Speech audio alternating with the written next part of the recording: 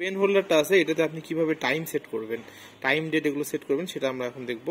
প্রথমে হচ্ছে আপনার নিচে যে মোড বাটনটা আছে, এই মোড বাটনে আমরা একবার ক্লিক করব। ক্লিক করলে এখানে দেখবে আপনি কত ঘন্টা সময় চাচ্ছেন, 12 ঘন্টায় না 24 ঘন্টায়। আমরা 12 ঘন্টায় দিব, কারণ 12টার পরে যেন একটা আসে। আর যদি আপনি এখানে যে উপর নিচ করে এটা চেঞ্জ করা যায়, আপনি 24 দেন তাহলে 12-র পরে 13 আসবে, মানে ইন্টারন্যাশনাল টাইম।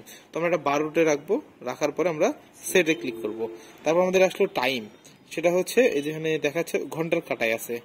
তো এইটা আমরা কয়টা বাজে সেই হিসেবে যাবো। সাপোজ মনে করি এখন বাজে 4টা, তো আমি আপে দিয়ে 4টা দিলাম, দিয়ে আবার একবার দিলাম সেট।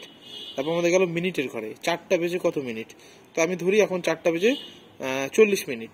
তাহলে আমি যে ডাউন আছে, তো ডাউন দিয়ে আমি এটা কমাই নিয়ে 40 নিলাম। মানে এই আপ ডাউনে আপনি কম বেশি করতে পারবেন, ঠিক আছে। দিয়ে আবার আমি সেট দিলাম, গেল। তো এখন আমার আসলো সাল, কত সাল, তো সাল তো 24। যদি 25 বা অন্য কোনো সাল হয় তো আপনি এটা ওই যে আপ ডাউনে একইভাবে কম বেশি করতে পারবেন। তো সাল 24 সিলেক্ট করলাম, তারপর আবার একবার সেট বাটনে ক্লিক।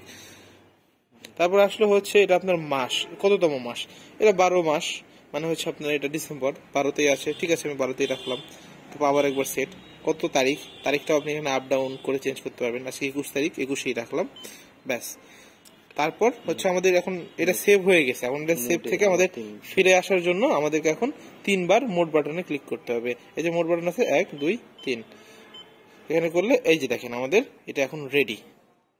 এভাবে আপনি এটাতে টাইম সেট করতে পারবেন।